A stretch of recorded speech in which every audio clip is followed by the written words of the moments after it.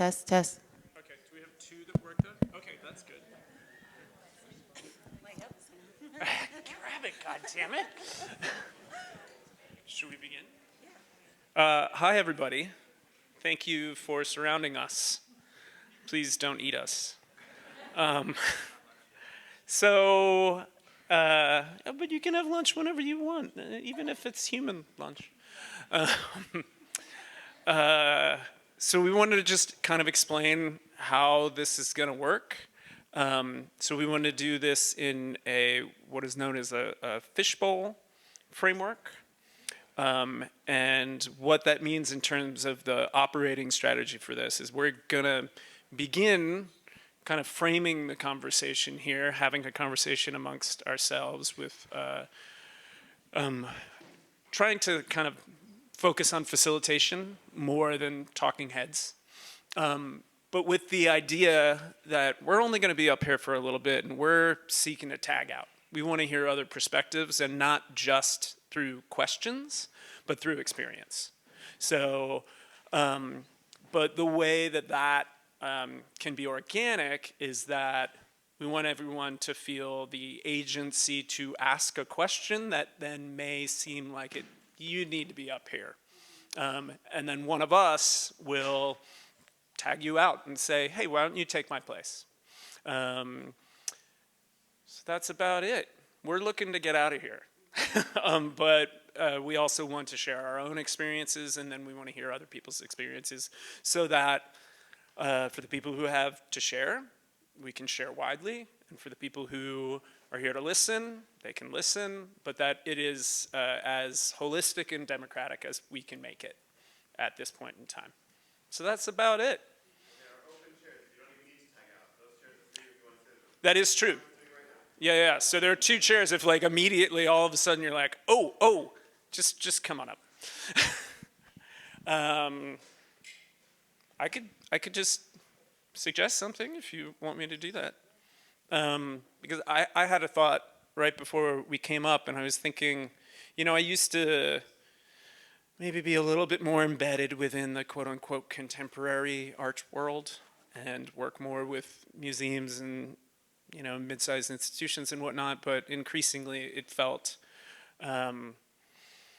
disingenuous with the work that I really wanted to be doing and the kind of reciprocal nature, the reciprocity of the work, how that work was in proximity to me, how it affected me as much as I might affect others.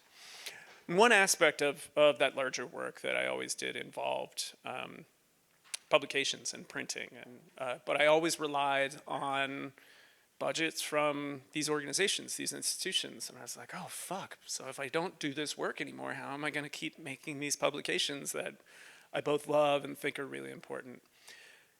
So knowing that I was going to try to get myself out of that, I started thinking, well, what if I started convincing these museums, instead of me going and paying printers, they let me buy equipment so that I'm making it myself. And when I finally exit, I've got my own print shop. So I bring that up just with the idea of like, when we think about sustainability, I think it's really easy because we're so indoctrinated into capitalism.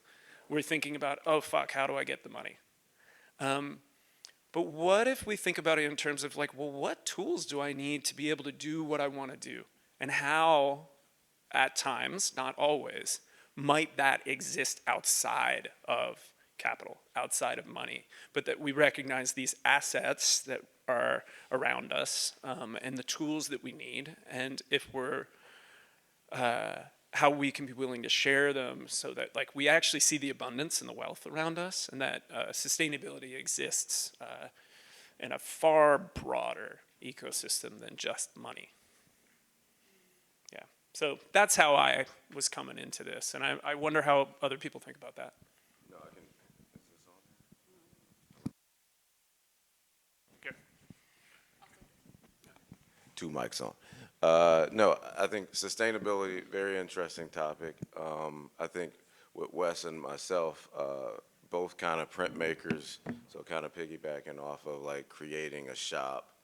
I guess Wes and I, we created, a shop together in the studio that sustains that space. It's a working business.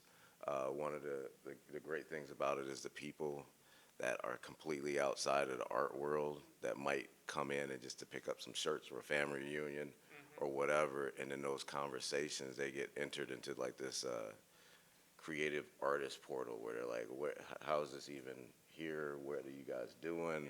And it just adds to like the whole flair of, it's like a gumbo that's happening there, and it's just like cooking and simmering up something really, really good. And so, but you can't falsely create this thing. But having the print studio being inside of the artist studio and maker space has been something that's been unforeseen, like this sweet spot, to the point where we purchased a building right next door, and that process of like how do we create another business inside of there to sustain that building. So we're talking about creating the design studio that makes things and helps other people make things, like in alignment with the things that we like to do, like social justice and all this stuff for the people. So, that's where we kind of come in, where we're like really consciously, unconsciously thinking about, how do we sustain ourselves, not through just all of these grants and philanthropical, like, things, but how do we actually create our own so that we're not like every year like, oh man, we didn't get that one. Oh, we never got that one either, where we can keep, having a business that's actually driving that too, and training. Yeah. And so, and then just to build on that, like, I feel like strategy-wise in an artist space that actually has like a viable commercial business that is actually paying. So One Custom City, which is the print shop inside of Talking Dolls, employs people also, right? And so there's also like this incubator of working printers, learning the print business, learning the skills, and then also kind of like mixing up in this gumbo of like also weird artists that are also in the space. So like that's a lot of that is happening. But also like the strategy to getting there is like having an art run space, which this was an art run print shop, where Ron is kind of able to build up One Custom City from us not really charging market rent or anything. And so it's like, so One Custom City has become our breaking case of emergency because we've been able to foster that from a fledgling like nascent print shop to one that does numbers. And we also don't lean on Ron to pay for everything. It's like, once again, like if we're deficient in some way, then it's like, okay, there's money coming in through the print shop that can do certain things that maybe wouldn't normally be able to do. But I think that being able to like incubate a business from an art perspective, and it's an art business, and I think that's really important for like our sustainability model and thinking about, the replication that Ron is talking about, incubation of businesses as artists is really important.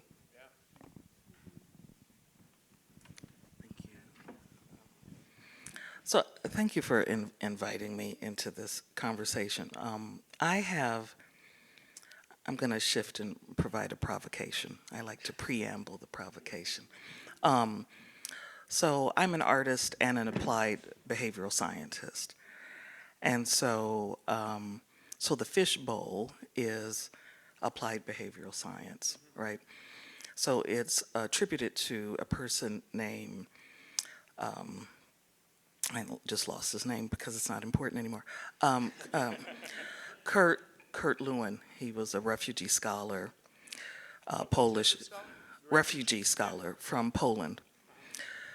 And he was the founder of an organization called NTL Institute for Applied Behavioral Science. It's the grandfather of all of this stuff we do. Check-ins, check-outs, group norms, pieces of paper on the wall, da-da-da-da-da. But he founded NTL in Bethel, Maine. And so the fishbowl is actually a Passamaquoddy model of being in community. And so I I want us to think about how some of this language that we talk about in relationship to sustainability and place and da-da-da, it's really, again, theft from indigenous teachings that occupy and inhabit every place that we find ourselves in, regardless of our awareness. It's informing this language of, it's like a weed that creeps through asphalt, that no matter how much you cover it up with concrete and asphalt, nature still cuts through. And so I'm aware that the first group of people in the fishbowl are people who are the descendants of being assets and resources. Not that we effort to get them, but that we physically are the resource. And so what does it mean as an artist of color that the only way for me to do sustainability is not just to make my art, but to create conditions for other people to develop themselves, that I still have to be the resource of labor and support and teaching, not just be an artist, and that's enough as a contributor to the community that I find myself in. And so for me, I founded a artist space for indigenous artists and artists of color in Cleveland that's sited in a home that was going to be demolished in a neighborhood. My neighborhood is 4 blocks from where I used to live. And so that space offers space for people of color to live, to make, and to exhibit their work at no cost to them, And so for me, there's the resource, one of the most sustainable resources that I have to do this project is being underutilized and underestimated. That is a resource for me to grow the work and to grow my practice.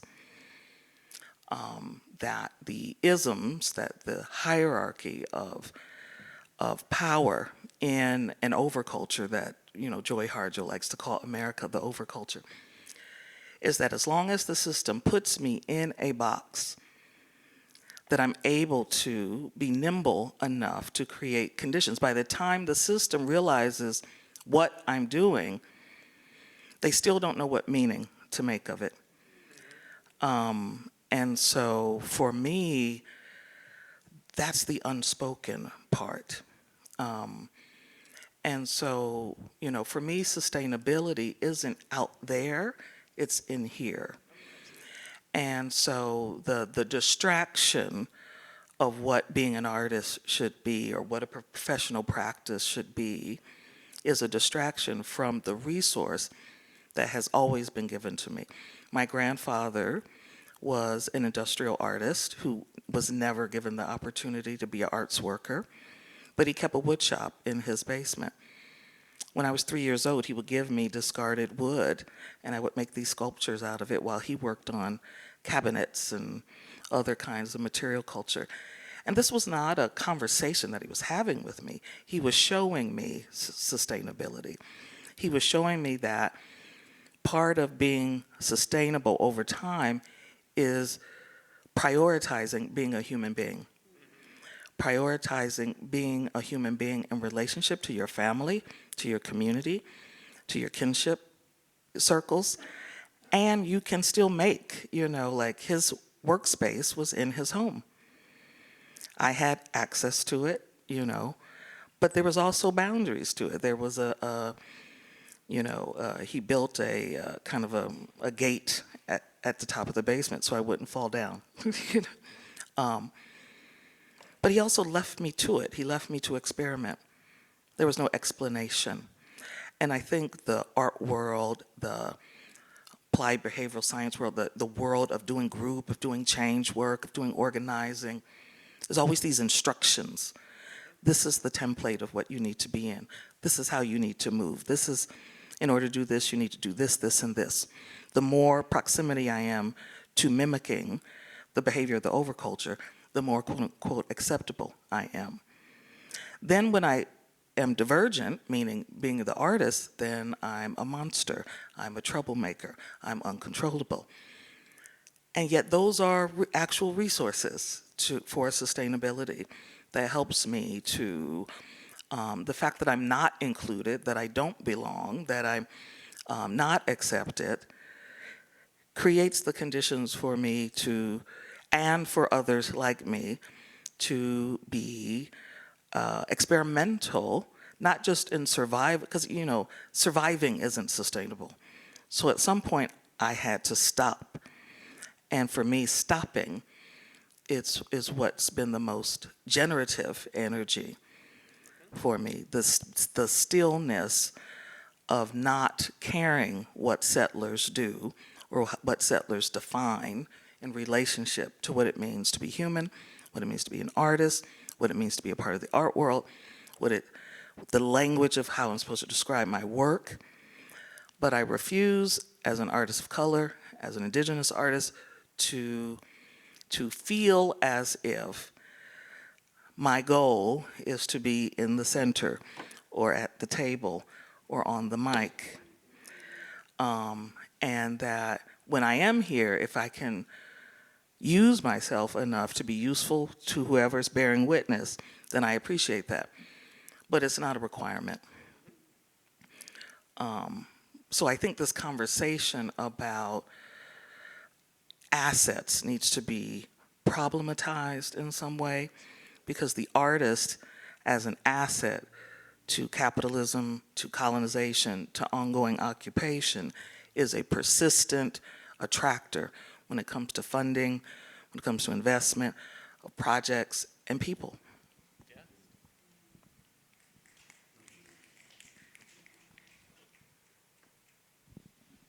Damn, Carmen. Thank you for that. I appreciate it, because I don't have any answers, And I think it's a good reminder to think about the work that we strive to do, that we aim to do, and also remember that we are human first, actually, or actually whatever you choose to identify as, maybe. And I think, I don't know, I was having a conversation with a woman who started her own business. She's from Detroit. And I was telling her about the work that I do. And she goes, well, what's the return on your investment? And I was like, I don't know. And then does that mean that this work that I do, if I can't define what's the return on my investment, does that mean that maybe somebody who I'm maybe hoping to get money from won't value the work that I'm doing? And then does that mean that the work that I'm doing isn't as valuable as maybe I think it is? Honestly, I don't know, and I don't think that, at least with the work that I'm doing, I want to feel good at the end of the day. But at the same time, and one part of the reason that we're trying to have this conversation is because we do want to find alternative ways to feel good about the work that we're doing and the ways that we want to show up. And maybe, a part of that is having that community printing press, or, pressuring your local institution to give you space in their museum store because they need to be supporting community leaders or local artists or local publishers and writers. Or maybe, because we also talked about, I can't remember who I was talking to, but maybe it's a certain percentage of your overall budget is coming from $3 that 25 donors get because they like you and the work that you're doing. I really, I think the thing that I struggle with sometimes is like not, sorry, I struggle with trying to run an organization and like knowing that like money is a part of how I can like pay myself and the people that I care about and the people that I want to bring in to like run kick-ass programs, you know? And so then I was, I was like, well, maybe a part of it too is just like wishing and manifesting and like burning the sage in the Palo Santo and like just asking the universe to like keep bringing in these things that I need in order to create an impact, in order to provide space. And you know, I'm sorry for being so like for not, I don't know if I'm saying something concrete or not. It's just, yeah, like I think that we're all kind of exploring the same things, you know, and trying to be savvy about how we can continue to kind of build these bridges and these platforms for not only ourselves, but also our community. So I would like to open the table up a little bit more. I don't know if, Jonathan, you have anything you want to add. Also, no pressure, but yeah, I want to take a moment and like encourage anybody who has thoughts. And I also want to say, like, this is not something where you need to come to the table with answers. This is not necessarily why we are here. It's I want to encourage you to take this as an opportunity to share your experiences, to share ways that you've been trying to maybe problem solve, or maybe even, yeah, like talk about walls that maybe you've been hitting. Hey, Augusta, can I, or I don't know. Augusta, Sidewalk Detroit. One of the things that we've been exploring a lot and I feel like moving our mission towards is environmental justice, and there's a lot of money right now in environmental work. So as artists and like kind of creative problem solvers, we're looking at organizations or funders that are in the environmental realm and bridging art and environmental work together. One of the big grants we just applied for is basically thinking about climate justice, environmental justice, and workshops and kind of building these. We just kind of built one out, but we put solar panels on a gazebo, hired a local organization called Community Powers that they basically install solar panels and train people to install the solar panels in Detroit, and they basically put a solar power battery under this gazebo. Now we're looking at this as like a model to what happens when power goes out in a neighborhood. And this is happening.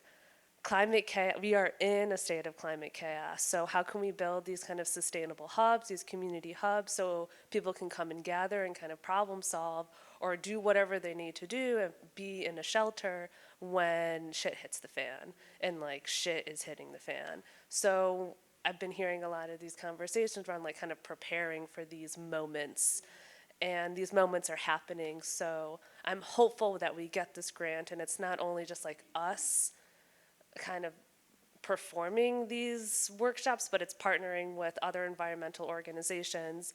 And in Detroit, where there are some amazing ones, so it's air quality, it's policymakers, it's researchers, it's and the local orgs that are kind of in these different neighborhoods. So a lot of that is through building out relationships, kind of who you know in these different spaces, and just so I'm hoping that there'll be 3 more of these kind of hubs in 2025, 2026. So let's pray we get this environmental grant.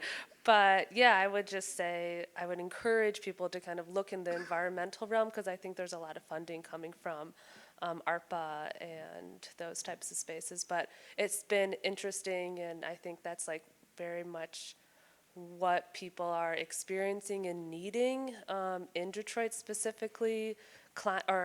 Air and water are 2 big things. Our air quality is horrible. In Detroit, we're all suffering from just bad air pollution and access to healthy and clean water. So we're thinking about kind of these little sustainable hubs, very much like in our neighborhoods. So yeah. Environmental thoughts? No, I had a question I was going to ask you. But if you have an answer Well, or further questions you just want to put out there, you should do that. I just want to kind of, we're thinking of, mixed models, different ways of, sustaining ourselves, et cetera. I just want to kind of put out there kind of something that I kind of live by, and that's small victories are still wins. And so it doesn't matter, like if somebody sends me a check for $3, like I'll celebrate that day. I may just buy a stick of gum, whatever. We have a 2-cent candy store in our neighborhood. We can make things work. But it's important to celebrate these things. But really why I wanted to grab the mic is the word grant came up. And so I was told early on, live by the grant, die by the grant. And I didn't know what that meant until I knew what it meant. And it was like I had a string of successful grant seasons and then a string of fails. And it's like, oh, this is how you fuck up. This is how you lose it all, because we were counting on certain things and then rules changed, posts removed, et cetera. But what it did, it made me rethink like growth strategies. And just okay, if we're not going to get the 20K, the 50K, et cetera, kind of to your model, what little things can we implement that are kind of run themselves that feed to the bottom line? So we're fortunate enough to own space, a lot of space, through favor of the community, really, just to kind of be good stewards. But it's like, okay, now we have a wood shop, and if somebody wants to rent that, they're willing to pay $20, $50 an hour, and we do nothing but clean the wood shop. We're looking at like tool rental models. We can get some funding to buy some tools and set up some locker systems, and then we do nothing but type in some codes, and then $10 a day starts adding up, and then all of a sudden we have a system of tools that are kind of auto-powered, and then we can look at the model of grants are for growth. And so we can kind of maintain a baseline, grow a baseline, get community support, et cetera, but we want to take it to the next level. Like that's when we can invest the time, the energy, form the partnerships, to apply for the big money. And if we don't get the big money, then we're still very much sustaining. But when we do get the big money, things like this happen. PAR is just a recipient of the gratitude of this group, but it's just like, wow, this is what happens when people are starting to dream, collaborate, come together, and then make a real push for something big. So just kind of want to lob that out there. I think there's something about scale that feels important to talk about, because I think so often we're told that growth means like a physical expanding, and I think that's the recipe for failure. Like expansion is colonial, but anyway, it's all colonial, but anyway, the human scale. And so part of the visioning for like my own work was anticipating non-investment and non-consistent support. And so, early on, when an artist of color has a community idea, people come running, and so you can be seduced by those conversations. But I had an early conversation with someone in philanthropy, and they did a spiel with me, and they said, Carmen, when I ran a nonprofit, I don't know if you know, but I used to be an executive director. I really just spent a lot of time running around begging for money. And you don't want to do that with your project. You really just want to seek funding when there's something specific that you need. And I don't know why she said it, but or maybe the way I interpreted what she said is what is useful, but I don't do that. I don't constantly go looking for money. I don't even think of it as money. I think of what are the resources required to get this particular piece of work done. And resources isn't just capital of capitalists' work. And so for me, I'm constantly building relationships with others, not just to fulfill the vision of my own work, but like, what's the capacity of what this project can hold, and support in terms of an individual artist or a community group or, someone in need. So, this year we suspended all of our open calls and, exhibitions to offer the resource of our space to Palestinian and Lebanese contemporary artists and cultural workers. And so we just put out an invitation that said, this is what we have. And if you want to use it, you can, but we're not going to do business as usual in our space. That there's something that we are aware of about genocide and the long-term impacts of occupation that can support this here and now moment maybe for you, if it resonates. And so we ended up in these new relationships, and we used the resources of already standing relationships to kind of craft that invitation, to send it out to people. And we've learned a lot about what we're capable of simply by offering the space to somebody else. And so we had an artist come in for a month to do a Palestinian American for a month. And as a result of that month, their family and their community came to see their work, learned what it was to be an artist in residence. They hosted, we cared for them, as a result of people seeing what she was doing. Now she's a part of our community. She is a current artist in an exhibition we have that came out of artists getting, Palestinian artists being, their shows being canceled or their work being censored. So we put our efforts to curate an exhibition of all Palestinian and Lebanese contemporary artists. And it's been hard because part of what you're learning is also that the system does not care about Arab people, about Arab Americans, that people are afraid of what it means if they're documented being seen in this exhibition. But also learning through being in relationship the parallel processes or the templated processes of what has happened on Turtle Island that is happening in their own homelands, right? And so looking at how we're all complicit in participating in ongoing forms of erasure, culturally, cultural erasure, and so that the artist and the cultural work is important in the face of genocide. So this is the support we offered. As a result, other artists have come in, other people have given support, financially to join us in that experiment.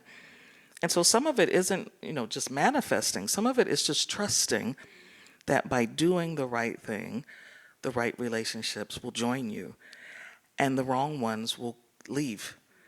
And some of that leaving is painful. And I think part of sustainability is also getting rid of things and cutting people and relationships loose. And sometimes it's shocking who some of those people are and systems.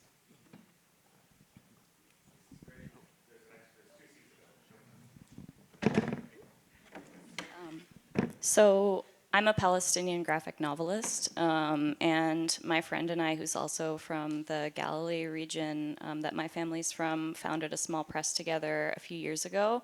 We founded the press in 2019.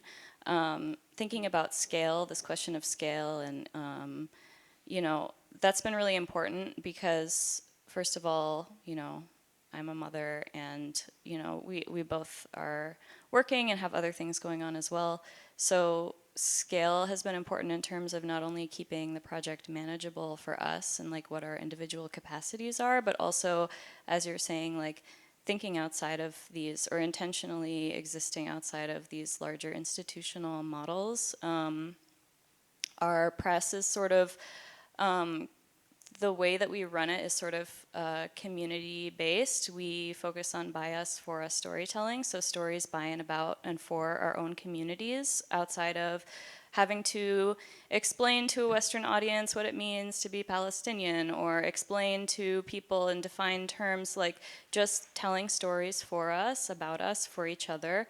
And so it has made sense for us to just like stay smaller scale in that way, and that also kind of allows us to like be more creative. So like in 2019, we had a workshop in Dearborn, Michigan that was like for Swana comic artists, emerging folks, and you know, walked these people, raised some money to be able to pay everyone to participate, had everybody create their own zine, their own comic, and then in the end, like those people who wanted to became members of the press. The way the press works is that anyone who has work in the press can also become like a core organizing member. So no, we don't pay ourselves, but the organizing members of the press get paid a higher commission on sales of our own work. So that kind of like helps us to like make more money off the sales of our work, and also support others in our community and support like uplifting each other's art and zine making and storytelling. And so that's kind of like the model that we've used to create something that's more community based and mutually supportive, to the extent that people have the capacity to participate and lead and step in or step out as capacities change. So just wanted to like share a little bit about that model and the way we've used that. And I'm also part of a group now called the Book Arts Solidarity Network, where we're really thinking about the radical roots of publishing and printing, and how that's really been co-opted by large arts institutions who might say things or give lip service to that, but not actually sort of like institutionalize and make it into this inaccessible fine arts thing. You know, I'm self-taught as an illustrator and a comic artist, and as a printmaker and community taught. So like really trying to like teach each other and share resources, and think about how we can mobilize solidarity practices within printmaking practices, which should come naturally, because I think that zine culture and print culture is mutual aid culture. And you were talking about like indigenous practices, and many of our indigenous communities have gift economies. And like when we think about zine culture as like mutual aid culture, and like sharing paper, sharing machinery, like sharing space, is all, and sitting together, binding zines, spending hours like binding zines together, and giving those like gifts to each other to like support each other's practices is I think like important in print culture. So yeah, just like I guess some thoughts around that, and like yeah, staying small also as a press, as to not like try and avoid replicating these sort of like repressive and like exclusionary practices in like print. So yeah, just wanted to like share a little bit about that as it relates to scale and mutual aid solidarity. One thing that I think we've all brought up in one way or another is really important to me, and I'm happy that I see it surfacing, which is just the notion, an expanded notion of time. Like you mentioned gumbo a couple of times, and like that's a dish that requires for it to be good, for it to sit, and for all of the various ingredients to start forming into something whole, and not, you know, living by the grant, dying by the grant, or thinking about how, you know, the overculture, as Carmen mentioned, creates a specific sense of like immediacy all the time, and how damaging that can be. and that we're all in one way or another brought into a space of anxiety by the clock of capitalism. This idea of like, well, what am I doing now? And one thing that I've found that's been really helpful, and it's a practice because that anxiety is so pervasive, is to constantly expand and stretch out the notion of now. And that now is something that existed before and will exist after me. And if I can linger in that space, all of these small things, which may have big consequences, but at the end of the day, they're small things, like whether you got that grant or not. If I walk through the world and experience the world with this elastic now, things start feeling better. And if we want to put it within this language, they start feeling more sustainable, because I am thinking within outside this clock of capitalism. But I'm going to then ask a question in relation to time, and then if anybody wants to take my place. What's that? Oh, it's noon right now? Oh, shit. Okay, so then here you go. Time. Okay, what I originally was gonna say relates to time, so this works out. And grants, and I really liked what you were saying about the return on investment is something I think about a lot because the work that, I didn't say my name. My name's Christina from 60 Inches from Center, a publication in Chicago, and the work, we really value slowness, and I think that the impact you have on people, like the work we're all doing, the impact that has, like it's so hard to measure in relation to like that storytelling aspect of grants, or like measuring impact can be so difficult, because you just sometimes, like if you do a workshop or an exhibition or what have you, like you really can't know that. I'm going to use an example. I don't know if there's any big car folks in the room, but I grew up in Indianapolis, or in a small town around Indianapolis. We would drive into the city in hopes of finding a way through the moment and find folks that we can relate to and see another way forward. And there's this building called the Murphy that Big Car used to be in. And this was around 20 years ago. So I was like 16, and I engaged with Big Car and what they do. And I had no idea what I wanted to do with life, or like what life was going to look like even in like the next year. And that encounter changed my life and put me on a path of the arts, and like I'm in doing what I do because of this encounter. Like, how do you measure that? This is 20 years almost later. And so much of writing a grant is like that storytelling aspect. And it's so hard to know how to explain that impact when you just can't know.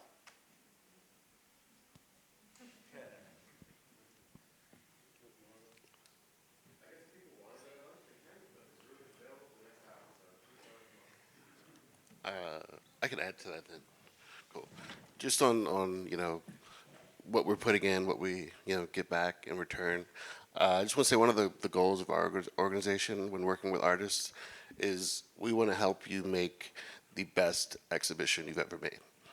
And so whatever that means, if we hire students to help install, if we are making custom frames for you, if we are literally digging trenches, whatever it takes, how can we support your vision? And so that doesn't lead to anything monetary. But what we've learned is that leads to a kind of like inner circle artist reputation, where if we invite a high caliber artist to come exhibit with us, there's like rumors swirling around like, yeah, I trust them. They're gonna help you make it work. And so as far as return, it's hard to kind of say that in any kind of formal setting, but we are kind of humbled by the stories we hear about us, and that's kind of something that helps us just like wake up and keep pushing. So just want to drop that. I just wanted to mention, like, I feel like one sustainability model that kind of is starting to pay off, and we didn't really understand it at first starting things, is this idea of being like informality, but being rigorous in how we're informal. And so also like not trying to, informal, and then I feel like is on the opposite side of a spectrum of like trying to codify a thing, but also trying to have a method around how our informality doesn't break things down, but also allows people to come in as they are or how they need to be.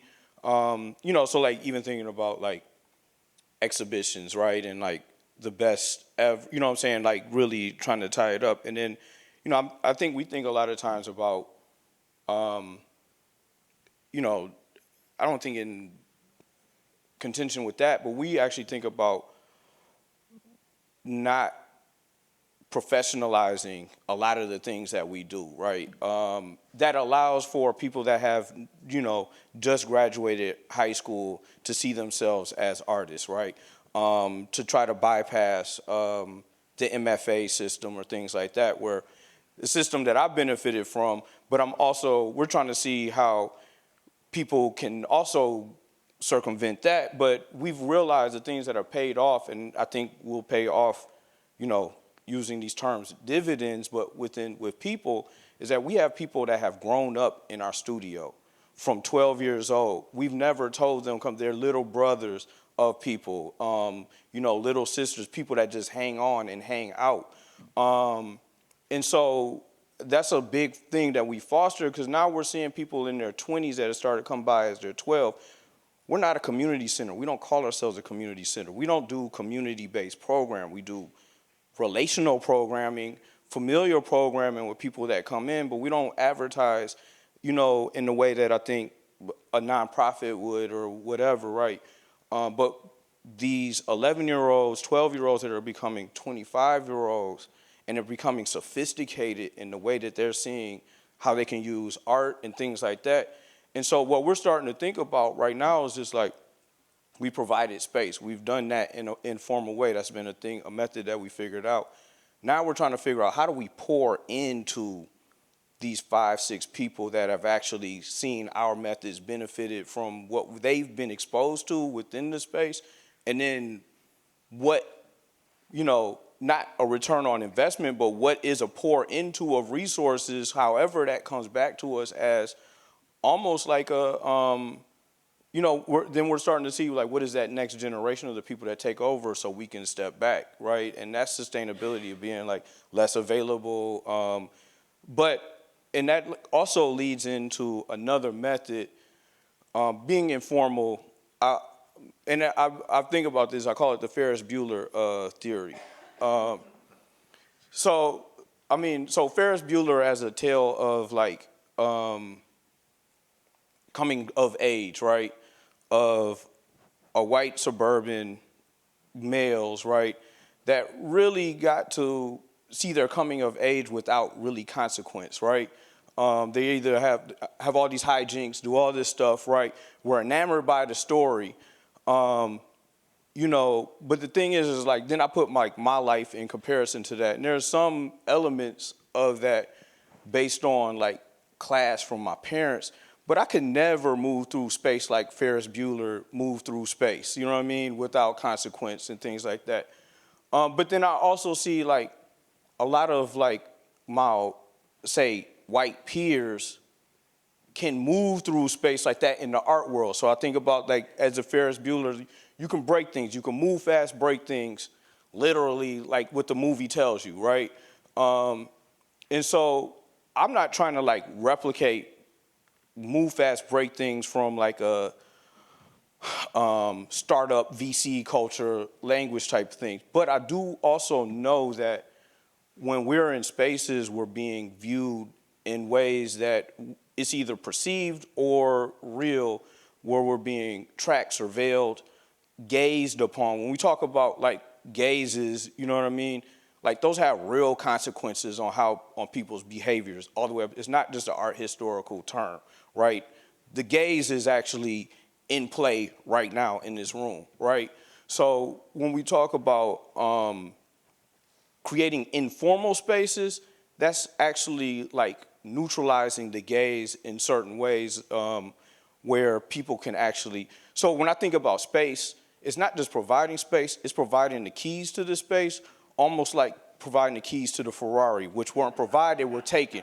But the space is the Ferrari, right? And thinking about how that's accessed, and I'm starting to see the benefit of when they have the keys to the Ferrari, we're not overbearing on how space is being used, even if it's expensive equipment, right? We can make a call to get it fixed if it gets broken, right? Like we're at that point, but at the same time, the lessons are learned from, I think, being able to like explore. And so for sustainability, we're seeing return back to the space because of that. And people in different places able to do more with their skills and abilities to bring back and contribute to the space.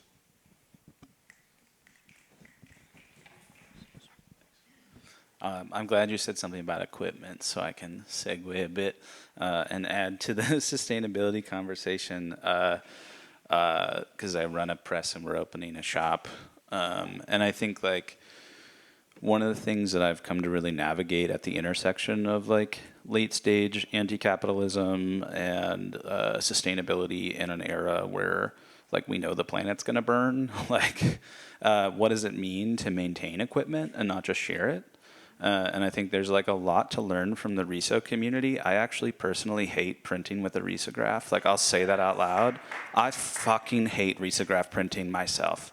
But I'm someone who can maintain the machines and make it available to other people. I'm a photocopier, dude. Like I love doing it cheap. I love doing it quick. I love photocopier noise. And I love that the photocopier will do the CMYK for me in one go. So there's that. But it's been really interesting to come into a space where like we know we're going to maintain RISO equipment. We know we can teach RISO, et cetera, and photocopiers.